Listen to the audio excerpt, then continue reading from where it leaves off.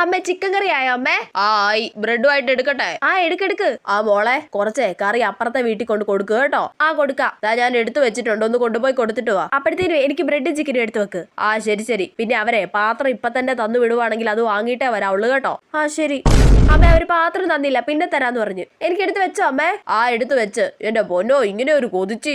കൊച്ചെ നിനക്ക് ചോറ് എടുത്ത് വെക്കട്ടെ? വേണ്ട, എനിക്ക് ബ്രെഡും ചിക്കനും മതി. പക്ഷെ ചോറെടുത്ത് കഴിക്കും കൊച്ചേ. വേണ്ട, എനിക്ക് ബ്രെഡും ചിക്കനും മതി. ആ എന്നാ എടുത്ത് കഴിക്ക്. എന്നാലും ഒരു പാത്രം കൊണ്ട് തന്നില്ലല്ലോ. അവര് പിന്നെ കൊണ്ട് തരും അമ്മേ. കൊച്ചതാ ചായ എടുത്ത് വെച്ചിട്ടുണ്ട്. അമ്മേ ബ്രെഡും ചിക്കനും കൂടി എടുത്തേക്ക്. നീ തന്നെ കറി മൊത്തം തീർക്കൂല്ലോ. എന്താന്ന് അറിഞ്ഞൂടാ, ചിക്കൻ കറി ആണെങ്കിലേ അന്ന് മൊത്തം എനിക്ക് ബ്രെഡും കൂട്ടി അടിക്കണം. എന്നാലും ഒരു പാത്രം കൊണ്ട് തന്നില്ലല്ലോ. പക്ഷെ അമ്മ അവര് കൊണ്ട് തരും. അവരെന്താ പാത്രം കൊണ്ട് നാട് വിട്ടു പോവോ? പുതിയ ഉപയോഗിക്കാത്ത പാത്രമാ ഈ അമ്മയെ കൊണ്ട്.